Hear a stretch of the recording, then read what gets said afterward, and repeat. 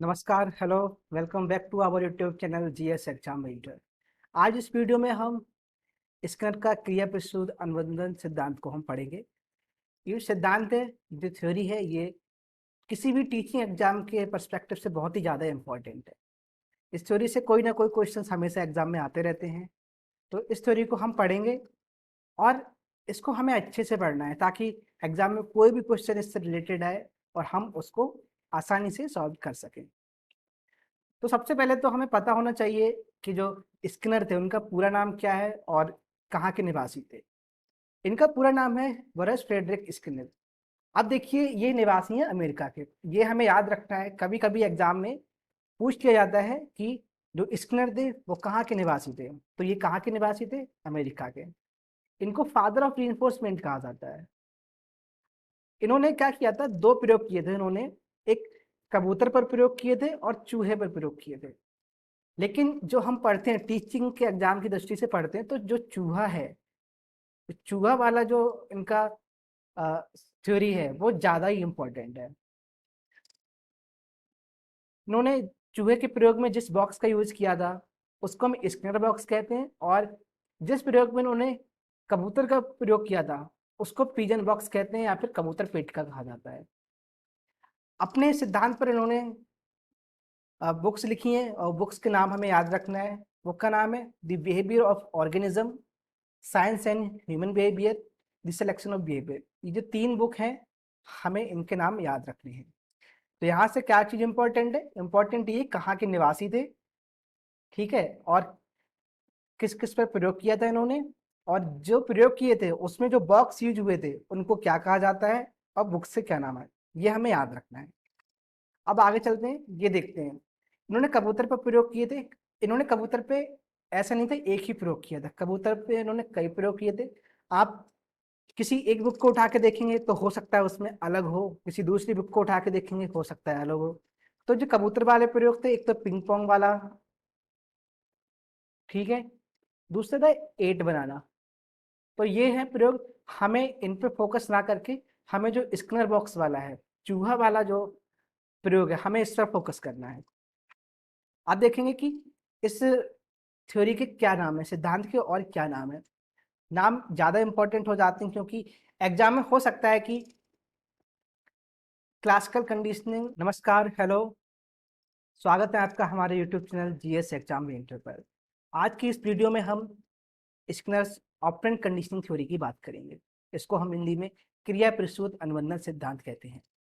किसी भी teaching exam की अगर हम बात करें तो किसी भी टीचिंग एग्जाम में इस थ्योरी से क्वेश्चन आने की संभावना काफी ज्यादा रहती है। हो सकता है कि ये पूछ लिया जाए कि स्किनर कहाँ के निवासी थे, या फिर अनुबंधन थ्योरी के दूसरे नाम से पूछ लिया जाए, आर टाइप थ्योरी किसे कहा जाता है, आर एस टाइप थ्योरी किसे कहा जाता है, किस थ्योरी में चूहे का प्रयोग हुआ। तो इस तरह से काफी क्वेश्चंस बन जाते हैं। इसलिए ये थ्योरी हमको बहुत ही ध्यान से पढ़ना है ताकि कोई भी क्वेश्चन एग्जाम में आता है तो हम उसको आसानी से सॉल्व कर सकें। अब देखिए, क्वेश्चन बनते कहाँ से हैं? क्वेश्चन बनते कि स्किनर कहाँ के निवासी थे। ये क्वेश्चन आ चुका है एग्जाम में कि स्किनर कहाँ के निवासी थे, तो हमको पता होना चाहिए स्किनर अमेरिका के निवासी थे। और इनका पूरा नाम बोरस फ्रेडरिक स्किनर था। इनको फादर ऑफ रीइंफोर्समेंट भी कहा जाता है। इन्होंने जो प्रयोग किए थे, जिस प्रयोग के बेसिस पर इन्होंने ये ऑपरेंट कंडीशनिंग थ्योरी दी है, उसमें क्या प्रयोग किए थे? कबूतर पर प्रयोग किया था और चूहा पर प्रयोग किया था। लेकिन जब हम टीचिंग एग्जाम की बात करते हैं तो टीचिंग एग्जाम के पर्सपेक्टिव से चूहा very important, very most important यहाँ पर हो जाता है। जो कबूतर पे उन्होंने प्रयोग किया था उसमें जिस बॉक्स का प्रयोग किया था उसका नाम पिजन बॉक्स है, जिसको कबूतर पेट का कहा जाता है। कबूतर पेट का। और जिस प्रयोग में उन्होंने चूहे का प्रयोग किया था उसमें स्किनर बॉक्स, स्किनर बॉक्स क्या था? एक तरह का बॉक्स इन्होंने बनाया था जिसमें चूहे को रखा था और उसकी एक्टिविटी को उन्होंने मॉनिटर किया था, उसको स्किनर बॉक्स कहा जाता है। इसके बाद हमें याद रखना है कि इन्होंने जो बुक्स लिखी थी, जो तीन इंपॉर्टेंट बुक्स हैं, उनके क्या नाम है। पहला है the behaviour of organism, second book है science and human behaviour, third book है द सिलेक्शन ऑफ बिहेवियर। तो हमें क्या याद रखना है? इनका पूरा नाम क्या था, कहाँ के निवासी थे, किस किस पर इन्होंने प्रयोग किया था, और प्रयोग में जिस बॉक्स का प्रयोग किया था, उनके क्या नाम थे और बुक्स के क्या नाम है, ये तो हमको याद रखना है। अब आगे चलते हैं, देखेंगे जो स्क्वायर बॉक्स था वो कुछ इस तरह का था। अब ये जो बॉक्स है, ये जो बॉक्स है, ठीक है, इस बॉक्स को क्या नाम दिया, स्क्वायर बॉक्स कहा जाता है। और दूसरी तरफ उन्होंने कबूतर पर प्रयोग किए थे। कबूतर वाले प्रयोग हम इस वीडियो में नहीं पढ़ेंगे, क्योंकि एग्जाम में, जो टीचिंग एग्जाम की हम तैयारी कर रहे हैं, सीटेट की तैयारी कर रहे हैं, उसमें यहाँ से क्वेश्चंस आने की संभावना नहीं रहती। स्क्वायर बॉक्स से जो चूहे वाला प्रयोग है, यहाँ से क्वेश्चन बने हैं। तो हमें एक दो नाम याद होने चाहिए जो उन्होंने कबूतर पर प्रयोग किए थे। नाम एक है पिंग पोंग, उन्होंने कबूतर को पिंग पोंग खेलना सिखा दिया था, एक तरह से ट्रेंड किया था पिंग पोंग खेलने के लिए। एक तो ये हो गया, ठीक है। दूसरे इन्होंने क्या किया था, कबूतर से एट बनवाना सिखा दिया था। तो ये हमको इम्पोर्टेंट याद याद नहीं है, ये हमें याद नहीं रखना है। हमको याद रखना है चूहे वाला प्रयोग था, हमें इसको याद रखना है।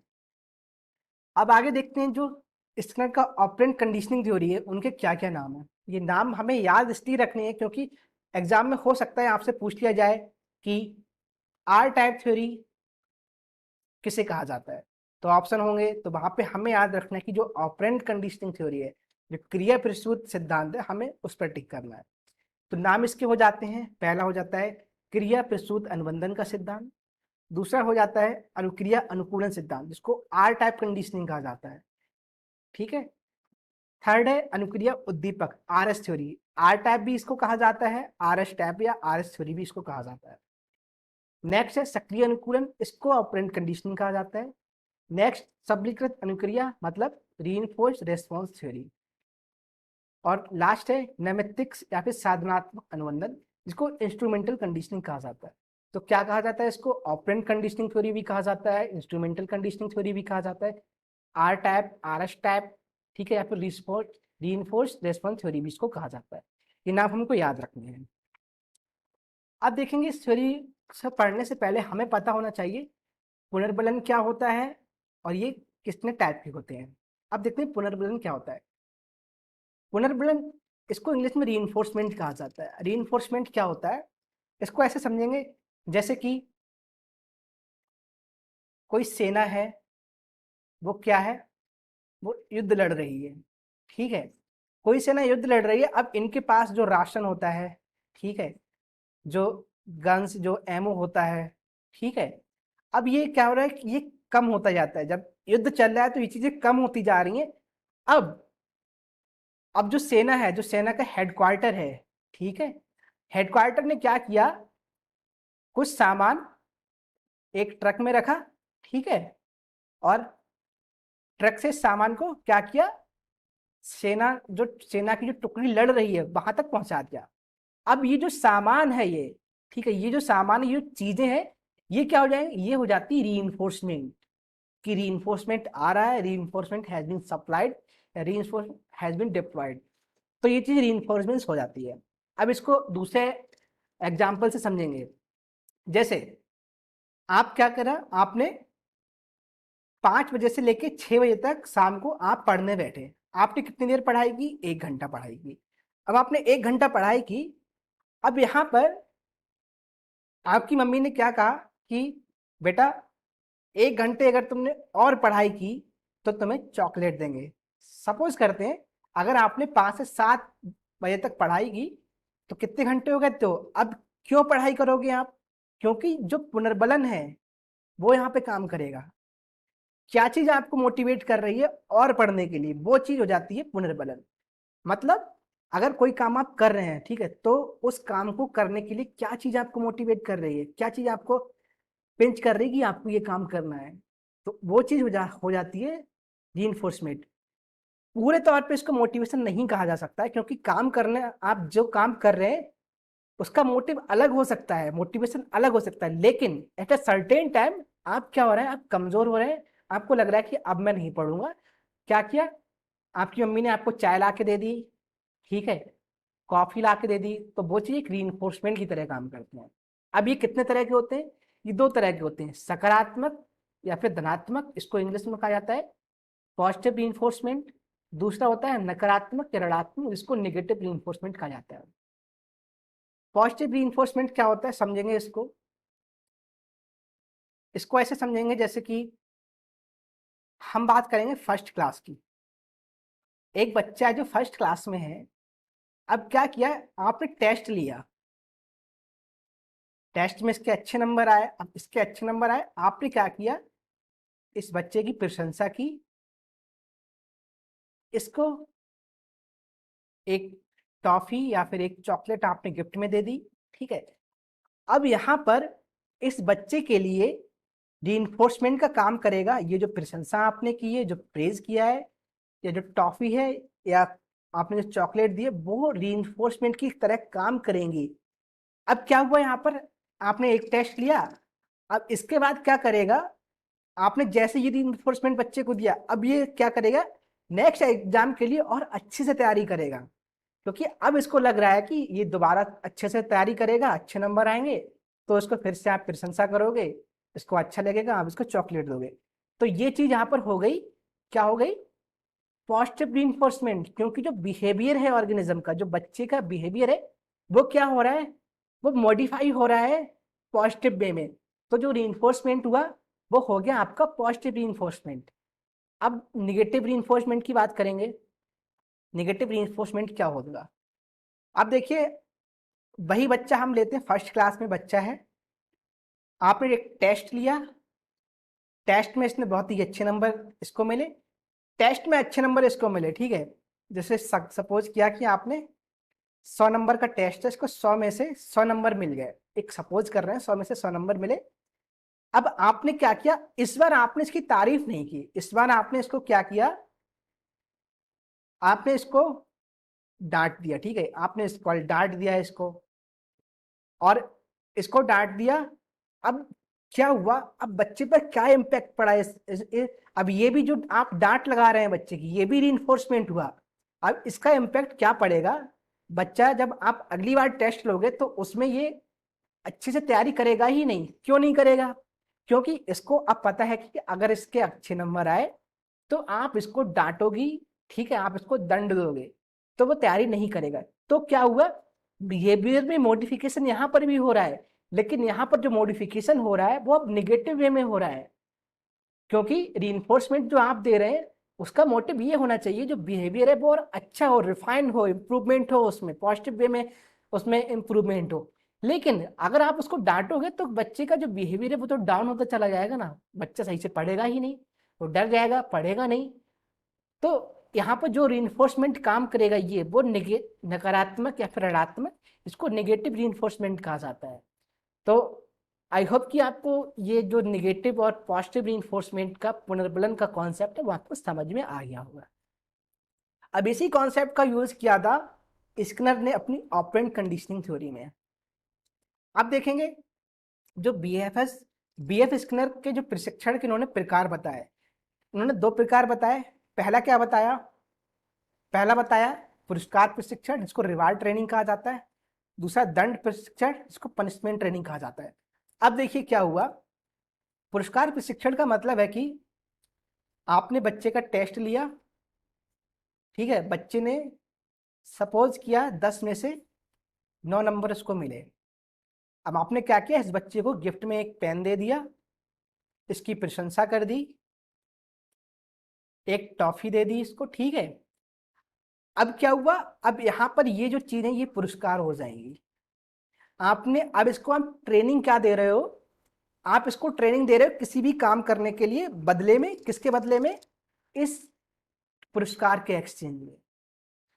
इसका मतलब ये हुआ कि अगर अब बच्चा जो सीख रहा है तो वो पुरस्कार के लिए सीख रहा है, तो उसको एक रिवार्ड मिलेगा, एक पुरस्कार मिलेगा, इसलिए वो सीख रहा है। तो इस प्रकार की जो ट्रेनिंग होती है वो पुरस्कार प्रशिक्षण या फिर रिवार्ड ट्रेनिंग कहलाती है। वहीं पर नेक्स्ट है दंड प्रशिक्षण या पनिशमेंट ट्रेनिंग। अब यहाँ पर ऐसा होता है कि क्लास में होता है कि जो कई बच्चे होते हैं, कुछ बच्चे ऐसे होते हैं कि शांत स्वभाव के होते हैं, कुछ बच्चे क्या होते हैं कि उद्दंड बच्चे होते हैं, इसको उद्दंड होते हैं ठीक है। अब यहाँ पर होता क्या है कि इन बच्चों के चलते क्लास का जो माहौल है, बाकी बच्चे अफेक्ट होते हैं, उनकी लर्निंग में बाधा उत्पन्न होती है। अब क्या किया जा सकता है, अब हमको एक ऐसा हालांकि जो पनिशमेंट है वो अलाउ नहीं है, लेकिन जो कॉन्सेप्ट दिया था बीएफएस का, जो स्किनर का कॉन्सेप्ट है, हम केवल उस कॉन्सेप्ट की यहाँ पर बात कर रहे हैं। हम ऐसा बात नहीं कर रहे हैं कि आपको पनिशमेंट देनी ही है बच्चों को, हम बस इस कॉन्सेप्ट की बात कर रहे हैं, जो प्रशिक्षण के प्रकार बताए थे स्किनर, हम केवल उसकी बात कर रहे हैं। तो इसके हिसाब से जो उन्होंने चूहा लिया था, ठीक है, अब चूहा ने क्या किया, एक गलत लीवर दबा दिया, एक गलत लीवर दबाया, गलत लीवर दबाते ही उसको करंट के शॉक लगे, मतलब छोटे से बिजली के झटके लगते हैं। अब क्या किया, अब उसने जो गलत वाला लीवर है, ठीक है, जो गलत लीवर है, चूहे ने क्या सीखा, अब मुझे ये गलत लीवर नहीं दबाना है। मतलब कि आप चूहे को ट्रेन कर रहे हैं कि तुम्हें ये लीवर दबाना नहीं है। नहीं दबाने का मतलब क्या है, अगर आप इसको दबाओगे तो आपको पनिशमेंट मिलेगी। ठीक है, जब 2-3 बार पनिशमेंट दे दी चूहे को, तो अगली बार फिर चूहे को पता लग जाता है और उसके बाद वो गलत वाला लीवर नहीं दबाएगा। सेम कॉन्सेप्ट हम यूज कर सकते हैं, जो बीएफएस ने जैसा बताया कि जो उद्दंड बच्चे हो सकते हैं, पनिशमेंट के तौर पे हो सकता है कि टीचर है उनको अपने साथ एक्टिविटी में इन्वॉल्व कर लें।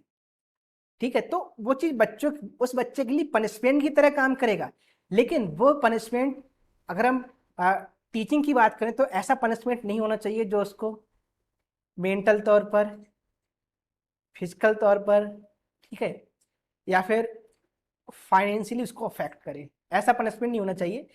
तो वहां पर जैसे टीचर उसको अपने साथ लगा सकता है, कैसे लगा सकते हैं, जैसे कोई काम कर रहे हैं, कोई पेड़ पौधे हैं, वहां पर उनको पेड़ पौधे के लिए काम कर रहे हैं, तो हो सकता है उनको वहां पर साथ में लगा लें। तो उनको ऐसे ट्रेन करना है कि उनका जो निगेटिव बिहेवियर है, जो निगेटिव बिहेवियर है, उसको सप्रेस करना है, उसको कम करना होता है। तो वहां पे दंड प्रशिक्षण वहां पर फॉलो होता है। नेक्स्ट हम बात करेंगे पुनर्बलन की सूची। ये सूची बीएफएस स्किनर ने ही बताई थी अपने प्रयोग के बाद। इन्होंने बताया कि जो पुनर्बलन है वो 2 तरह से दिया जा सकता है। पहला सतत पुनर्बलन, जिसको कॉन्टिन्यूस रीइंफोर्समेंट कहा जाता है। दूसरा है आंशिक पुनर्बलन, जिसको पार्शियल रीइंफोर्समेंट कहा जाता है। पहले हम बात करेंगे सतत पुनर्बलन की। सतत पुनर्बलन में क्या होता है, देखो, आपने क्या किया, आप बच्चों के क्या कर रहे हैं, टेस्ट ले रहे हैं। अब टेस्ट में एक बार टेस्ट लिया, दूसरी बार टेस्ट लिया, तीसरी बार टेस्ट लिया, चौथी बार टेस्ट लिया, पांचवी बार टेस्ट लिया। अब यहां पर देखेंगे, सतत का मतलब है कॉन्टिन्यूअस, कॉन्टिन्यूअस का मतलब है एक बार टेस्ट लिया और इस टेस्ट के बाद आपने क्या किया, एक रीइंफोर्समेंट दे दिया। रीइंफोर्समेंट का मतलब है आपने एक पेन गिफ्ट दे दिया, उसके बाद दूसरी बार टेस्ट लिया, आपने फिर से एक पेन गिफ्ट दे दिया, तीसरी बार टेस्ट लिया, फिर से कुछ दूसरा गिफ्ट दे दिया, चौथी बार फिर से कोई गिफ्ट दे दिया, पांचवी बार फिर से कोई गिफ्ट दे दिया।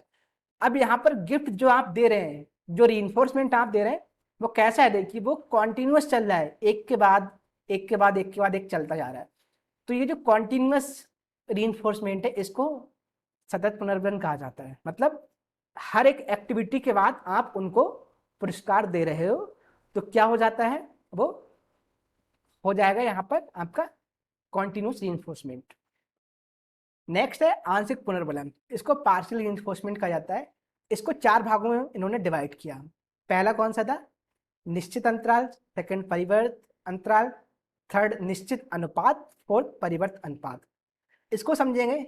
निश्चित अनुपात का मतलब क्या है, देखो, निश्चित अंतराल का क्या मतलब है, आपने एक बार एक एक्टिविटी कराई, दूसरी बार एक्टिविटी कराई, तीसरी बार एक्टिविटी कराई, चौथी बार एक्टिविटी कराई, आप इस तरह से एक्टिविटी करा रहे हैं कुछ। अब आप कॉन्टिन्यूअस में लगातार दे रहे थे, हर एक एक्टिविटी के बाद दे रहे। अब आपने क्या किया, अगर बच्चे ने 2 टेस्ट में सही परफॉर्मेंस दी है, तो आप उसको एक गिफ्ट दोगे, ठीक है। उसका फिर अगर 2 टेस्ट में एक सही परफॉर्मेंस दी है बच्चों ने, तब आप कोई गिफ्ट दे रहे हो।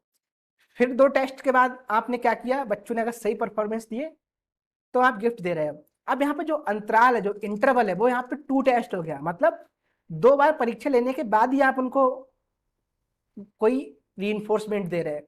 तो एक निश्चित गैप हो जा रहा है, एक निश्चित इंटरवल है यहाँ पर, तो इसको एक निश्चित अंतराल रीइंफोर्समेंट कहा जाता है। नेक्स्ट हम बात करेंगे परिवर्त अंतराल की। परिवर्त अंतराल में क्या हो रहा है, अब इसी को लेते हैं जैसे 1 2 3 4 5 6 7। अब यहाँ पर आप लगातार टेस्ट ले रहे हो, टेस्ट तो आप लगातार ले रहे हो, जैसे 1 2 3 4 5 6 7 आप टेस्ट ले रहे हो। बट अब आपने क्या किया, जो आप रीइंफोर्समेंट दे रहे हो, जैसे आपने क्या किया, पहले तो 2 बार में ही दे दिया, उसके बाद आपने 3 बार में दिया इन्फोर्समेंट, उसके बाद आपने 1 बार में ही रीइंफोर्समेंट दे दिया। अब यहाँ पर जो इंटरवल है, जो रीइंफोर्समेंट देने का, जो पुनर्बलन देने का रीइंफोर्समेंट है, वो बदल रहा है, वो परिवर्तन उसमें हो रहा है। जैसे यहाँ पर 2 बार में दिया, यहाँ पर आपने 3 बार में दिया, यहाँ पर 1 ही बार में दिया। मतलब क्या हुआ, अगर 2 टेस्ट में सही परफॉर्मेंस दिए तो आपने क्या किया, फिर से रीइंफोर्समेंट दिया। इसके बाद आप 2 बार नहीं दे रहे, 3 बार अगर किसी ने सही प्रयास किया है तो आप फिर से रीइंफोर्समेंट दे रहे। नेक्स्ट टाइम आपने क्या किया कि 1 बार में ही दे दो, अगर 1 बार परफॉर्मेंस अच्छी है तो रीइंफोर्समेंट दे दिया। तो यहाँ पर क्या है, जो रीइंफोर्समेंट का जो इंटरवल है, टाइम पीरियड है, वो लगातार चेंज हो रहा है। 2 बार में, तीसरी बार सही करने पर, 1 बार सही करने पर। तो ये तो परिवर्तन अंतराल हो गया। अब देखेंगे इसके बाद आता है निश्चित अनुपात। निश्चित अनुपात क्या है देखेंगे इसको, जैसे कि 1 2 3 4 5 6 7। अब आपने यहाँ पे क्या किया, निश्चित अनुपात को ऐसे समझेंगे, जैसे एक बच्चा है, आपने टेस्ट लिया, 2 बार वो उस टेस्ट में क्या किया, अच्छी परफॉर्मेंस दी। 1 बार उसने क्या किया, 1 बार उस टेस्ट में अच्छी परफॉर्मेंस नहीं दी। ठीक है, अब आपने क्या किया, एक रेशियो बना लिया कि अगर बच्चे ने 2 बार सही परफॉर्मेंस दी है और 1 बार अगर गलत परफॉर्मेंस दी है, कोई बात नहीं, हम उसको रीइंफोर्समेंट दे देंगे यहाँ पर। ठीक है, अब आपने क्या किया, एक क्या अनुपात बना लिया। उसके बाद फिर से अगर बच्चे ने 2 बार सही परफॉर्मेंस दी है और 1 बार उसने निगेटिव परफॉर्मेंस दी है, अच्छी परफॉर्मेंस नहीं है, कोई बात नहीं, हमारा जो रेशियो है वो मेंटेन हो रहा है। तो आप इस रेशियो के हिसाब से आप उसको क्या करेंगे, रीइंफोर्समेंट देते हैं। जैसे कि 2 बार बच्चे ने अच्छा प्रदर्शन किया तो रीइंफोर्समेंट दे दिया, 1 बार गलत किया, कोई बात नहीं, 2 बार तो अच्छा किया ना। तो यहाँ पे जो अनुपात बन रहा है वो 2:1 अनुपात आपने बना लिया। तो ये तो निश्चित अनुपात की बात हो गई। नेक्स्ट हम बात करेंगे परिवर्तन अनुपात की। अब परिवर्तन अनुपात को ऐसे समझेंगे, जैसे 1 बार टेस्ट लिया, 2 बार लिया, तीसरी बार, 4 बार, 5 6 7। अब आप इस तरह से लगातार टेस्ट ले रहे हैं। अब आपका जो पहले का अंतराल था, वो अनुपात था, वो 2:1 का था। ठीक है, मतलब 2 बार सही प्रदर्शन और 1 बार प्रदर्शन क्या था, सही नहीं था। तो क्या किया, आपका 2:1 रेशियो चल रहा था। आप निश्चित अनुपात का ये अनुपात था। अब आपने क्या किया, आप इस अनुपात को चेंज करते जा रहे हो। जैसे पहले तो आपने क्या किया, अगर 2 बार बच्चे ने सही प्रदर्शन किया है, 1 बार गलत प्रदर्शन किया है, अब आपने रीइंफोर्समेंट दे दिया। नेक्स्ट टाइम क्या किया आपने, 1 2 3। अगर बच्चा 3 बार प्रदर्शन सही करेगा और 1 बार गलत कर भी दिया, कोई बात नहीं, अगर 3 बार तो सही किया है ना, 1 बार गलत किया, अब रेशियो क्या बना लिया, 3:1 का रेशियो आपने बना लिया। तो यहाँ पर रेशियो चेंज हो रहा है और आपका जो इन्फोर्समेंट देने का जो क्रम है वो भी चेंज हो रहा है। मतलब पहले 2 बार सही करने पर दे रहे हो, 3 बार सही करने पे दे रहे हो, 4 बार सही करने पे, तो एक रेशियो बन जाता है। तो ये जो कॉन्सेप्ट हो गया पुनर्बलन की सूची, इसको हमें याद रखना है। अब देखिए, अब हम स्किनर का जो प्रयोग है इसकी हम बात कर लेते हैं। इस प्रयोग में एक बॉक्स इन्होंने बना लिया। ठीक है,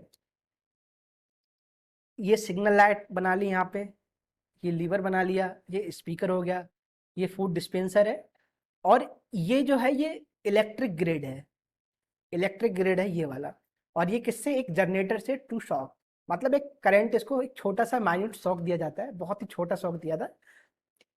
अब क्या होता है कि अगर प्रयोग इन्होंने ये किया, ये लीवर है, ठीक है, चूहा को इसमें रख दिया, चूहे ने अगर लीवर की जो सही साइड है, जैसे इसको हम मान लेते हैं ये वाली साइड क्या है, सही है, इसको हम ऐसे टिक कर देते हैं, और ये जो साइड है वो गलत, गलत वाली साइड है। ठीक है, अगर चूहे ने इस साइड पे लीवर को प्रेस किया, दबाया है, तो क्या होगा, एक सही वाली लाइट जलेगी, जो सही सिग्नल होने पे लाइट जलेगी, और जो फूड यहाँ पर रखा है, खाना रखा है, वो इसमें से अपने आप इस बॉक्स में आ जाएगा। ठीक है, तो यहाँ पर क्या हो रहा है, उसने लीवर प्रेस किया, चूहे ने लीवर प्रेस किया। अब अगर ये लीवर सही वाला है, इसको हम राइट लिख लेते हैं। ठीक है, अगर ये लीवर सही वाला है तो चूहे को क्या मिल जाएगा, फूड मिल जाएगा, मतलब भोजन मिल जाएगा। वहीं पर चूहे ने जो लीवर प्रेस किया, ठीक है, वो लीवर की साइड गलत है। लीवर की साइड कौन सी, रॉन्ग साइड, या रॉन्ग लीवर प्रेस किया, तो उसको क्या मिलेगा, तो उसको पनिशमेंट मिलेगी। पनिशमेंट क्या है, उसको ये शॉक जनरेटर से एक शॉक दिया जाएगा, इलेक्ट्रिक शॉक। तो ये लीवर है, अगर लीवर सही लीवर को प्रेस किया, या फिर राइट साइड जो सही साइड है लीवर की उसको प्रेस किया, तब तो उसको यहाँ से भोजन मिल जाएगा, ऐसे भोजन आ जाएगा, यहाँ पर ये भोजन आ गया। वहीं अगर गलत गलत साइड में प्रेस किया तो उसको शॉक लगेगा, ठीक है, इलेक्ट्रिक करंट लगेगा। अब हो क्या रहा है, चूहे ने कुछ बार प्रयास किया। अब पहली बार में चूहे को नहीं पता था कि कौन सा लीवर का सही साइड है, कौन सा गलत साइड है। कई बार प्रयास किया उसने, अब उसको पता लग गया कि एक जो साइड है वो सही वाली है, एक रॉन्ग साइड है। अगर मैं राइट साइड में प्रेस करूंगा तो मुझे फूड मिलेगा, अगर मैं रॉन्ग साइड में प्रेस करूंगा तो मुझे पनिशमेंट मिलेगी। ऐसा चूहे ने क्या किया, सीख गया है, ये चीज सीख गया है। अब देखेंगे यहाँ पे, अब हो ये रहा है, बीएफ स्किनर ने ये बताया कि हमें क्या करना है। इससे थ्योरी से क्या निष्कर्ष निकाला, निष्कर्ष ये निकाला, अगर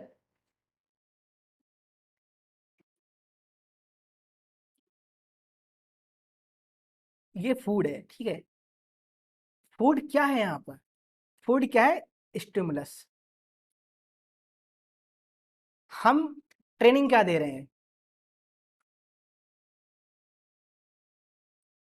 ट्रेनिंग क्या दे रहे हैं, या फिर कंडीशनिंग क्या करा रहे हैं। ठीक है, हम चूहे को ये ट्रेनिंग दे रहे हैं कि तुम्हें लीवर की सही साइड दबानी है, मतलब जो राइट साइड है, राइट साइड आपको प्रेस करनी है। चूहे को हम ऐसी कंडीशन दे रहे हैं। अब अगर राइट साइड प्रेस करेगा चूहा, तो क्या होगा, उसको फूड मिल जाएगा। राइट साइड में प्रेस करेगा तो उसको फूड मिल जाएगा। तो फूड क्या हुआ, स्टिमुलस हुआ। ठीक है, ये तो हो गया स्टिमुलस। अब क्रिया क्या कर रहा है, क्रिया क्या कर रहा है, चूहा क्या क्रिया कर रहा है, प्रेस राइट साइड। ठीक है, मतलब जो राइट वाली साइड है, अगर चूहा, हम सिखा रहे हैं कि चूहा हर बार इसको ही दबाए, मतलब अगर चूहे को फूड चाहिए तो वो right side of the lever उसको प्रेस करे। तो अब यहाँ पर क्या हुआ, फूड क्या किया, फूड एज अ स्टिमुलस काम कर रहा है, और जो राइट साइड लीवर, जो सही लीवर दबाने की जो प्रक्रिया है, वो क्या है, रिस्पॉन्स है। ठीक है, ये हो गया। अब यहाँ इसीलिए इसको आर एस टाइप या आर टाइप थ्योरी भी कहा जाता है। हम क्या कर रहे हैं, हम रिस्पॉन्स को यहाँ पर पहले रख रहे हैं, मतलब बीएफ स्तर ने रिस्पॉन्स को पहले रखा है यहाँ पर। वहीं जो हमने बात की थी थॉर्नडाइक की, अगर हम बात करें या फिर पावलोव की बात करें, तो वो लोग पहले क्या कर रहे थे, वो पहले स्टिमुलस रख रहे थे, ठीक है, इसके बाद उन्होंने रिस्पॉन्स रखा था। ये किसका था, ये पावलोव वाला था। ठीक है, लेकिन हम स्किनर स्किनर की जो थ्योरी है उसमें क्या होता है, उसमें रिस्पॉन्स पहले रखा जाता है, इसके बाद स्टिमुलस रखा जाता है। इसीलिए इसको आर टाइप थ्योरी कहा जाता है। मतलब कि सही दबाने पर ही तुमको स्टिमुलस मिलेगा, सही दबाने पर ही तुमको फूड मिलेगा। तो अगर तुमको फूड चाहिए तो आप राइट साइड दबानी पड़ेगी। तो ये तो हो गया स्किनर का थ्योरी हो गई। वहीं अगर इन्होंने, चूहे ने क्या किया, रॉन्ग साइड अगर प्रेस की तो पनिशमेंट मिलेगी इसको। तो चूहा कई बार कोशिश करने के बाद चूहा ये चीज सीख गया। अब देखते हैं इसको, ये जो पुरस्कार प्रशिक्षण था चूहे का, क्या था, मतलब कि अगर चूहा अगर राइट साइड, मतलब राइट लीवर दबाएगा, तो हम उसको एक रिवार्ड देंगे, जो स्टिमुलस देंगे वो क्या हो जाएगा, फूड हो जाएगा। दंड प्रशिक्षण में चूहा अगर रॉन्ग साइड अगर दबाता है, रॉन्ग साइड प्रेस करता है, रॉन्ग लीवर प्रेस करता है, तो उसको पनिशमेंट देंगे ताकि वो नेक्स्ट टाइम रॉन्ग लीवर को प्रेस ना करे। तो ये दंड प्रशिक्षण हो गया। वहीं पर ये जो चीजें निकाली, जैसे एक बार सही लीवर दबाने पर उसको दे दिया, दूसरी बार सही दबाने पर दे दिया, लगातार सही दबाता जा रहा है तो उसको फूड देते जा रहे हैं, तो ये सतत पुनर्विलन में आ जाएगा। वही निश्चित अंतराल, जैसे कि अगर चूहा 2 बार सही लीवर प्रेस करता है तभी उसको फूड मिलेगा। परिवर्तन अंतराल में स्किनर ने क्या किया, अब जो सही लीवर प्रेस करने का है उसको आप चेंज करते जा रहे हैं। जैसे अगर उसने 2 बार दबा दिया तब फूड दे दिया, 1 बार दबा दिया तब फूड दे दिया, 3 बार दबा दिया तब फूड दे दिया। भाई निश्चित अनुपात उन्होंने क्या किया कि अगर राइट साइड 2 बार प्रेस किया है, रॉन्ग साइड लीवर, जैसे राइट लीवर 2 बार प्रेस किया है, रॉन्ग लीवर 1 बार प्रेस किया है, तो 2:1 का रेशियो हो गया। अगर ऐसे रेशियो में प्रेस कर रहा है कोई बात नहीं, उसको फूड देंगे। उसका इन्होंने रेशियो चेंज करते गए, ये परिवर्तन बात हो गया। तो ये कॉन्सेप्ट हो गया स्क्वायर का। अब देखेंगे जो सिद्धांत है, अगर हम इसको एक लाइन में बात करें कि सिद्धांत क्या है ये भी स्किनर का, तो कह सकते हैं अनुक्रिया करने से लाभ होने पर ही व्यक्ति अनुक्रिया करेगा। अनुक्रिया करने से लाभ होने पर मतलब चूहे ने जो अनुक्रिया की उसका लाभ क्या हो रहा है, उसको फूड मिल रहा है, उसको भोजन मिल रहा है, ये तो हो गया उसका लाभ। अब अनुक्रिया क्या है, अनुक्रिया क्या है, लीवर को प्रेस करना, ठीक है। मतलब सही अनुक्रिया करने से अगर लाभ हो रहा है तभी वो अनुक्रिया करेगा। अगर उसको पनिशमेंट मिल रही है अनुक्रिया करने से, ठीक है, तो वो लीवर प्रेस ही नहीं करेगा। सो सिंपल सी बात है, एक लाइन में याद रखना है कि अनुक्रिया करने से लाभ होने पर ही व्यक्ति अनुक्रिया करेगा। एक लाइन में इस तरह का सिद्धांत समझ सकते हैं। अब 2 चीजें हमें याद रखनी, शेपिंग क्या होता है और प्रोग्राम्ड चेन लर्निंग क्या होता है।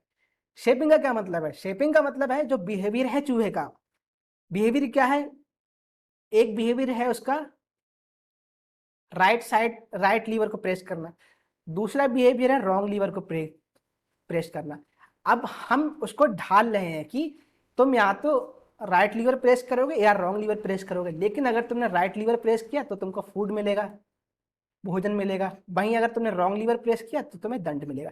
तो हम उसका जो बिहेवियर है उसको ढाल रहे हैं, शेपिंग कर रहे हैं। प्रोग्राम्ड चेन लर्निंग क्या होता है, इसको ऐसे समझेंगे, क्लासरूम इम्प्लीकेशन जो होता है थ्योरी का वो ऐसे ही होता है, जैसे कि जो कॉन्सेप्ट होते हैं, जो चीज़ें सिखाते हैं उनको छोटे छोटे इवेंट में बांटते हैं, छोटे छोटे टुकड़ों में बांटते हैं।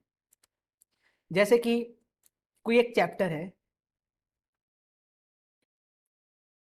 ठीक है, एक चैप्टर है, तो बच्चे क्या करेंगे, उस चैप्टर को, एक बड़ा चैप्टर है, एक साथ उसको नहीं याद कर सकते, नहीं पढ़ सकते, तो क्या किया, पैराग्राफ में पढ़ा दो, एक पैराग्राफ पढ़ा दो, दूसरा पैराग्राफ पढ़ा दो, तीसरा पैराग्राफ पढ़ा दो, छोटे छोटे टुकड़ों में उस जो कॉन्सेप्ट है उसको डिवाइड करके पढ़ा दो, तो वो प्रोग्राम्ड चेन लर्निंग हो जाती है।